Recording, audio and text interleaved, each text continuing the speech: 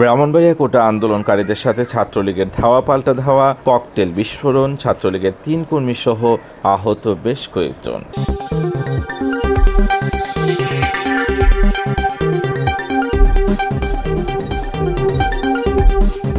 এবার বিস্তারিত।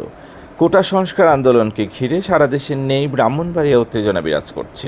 আজ বুধবার সকাল থেকে দুপুর পর্যন্ত বেশ কয়েকবার মুখোমুখি অবস্থানে যায় ছাত্রলীগ ও কোটা আন্দোলনকারীরা।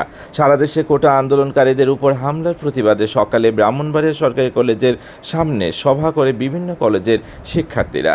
এ সময় সভাস্থলে অবস্থান নেই ছাত্রলীগের বিপুল সংখ্যক নেতাকর্মী। এ সময় তারা আন্দোলনকারীদের শান্তিপূর্ণভাবে কর্মসূচি পালনের আহ্বান জানান। এ সময় সভাস্থলের আশপাশ এলাকায় অন্তত 15টি ককটেল বিস্ফোরণের ঘটনা ঘটে। এতে চারদিকে আতঙ্ক ছড়িয়ে পড়ে।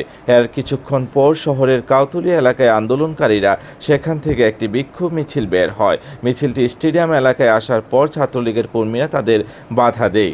এতে আন্দোলনকারীরা বিক্ষুব্ধ হয়ে ইটপাটকেল নিক্ষেপ করে। এ সময় উভয়পক্ষের মধ্যে ব্যাপক ধাওয়া পাল্টা দেওয়া হয়।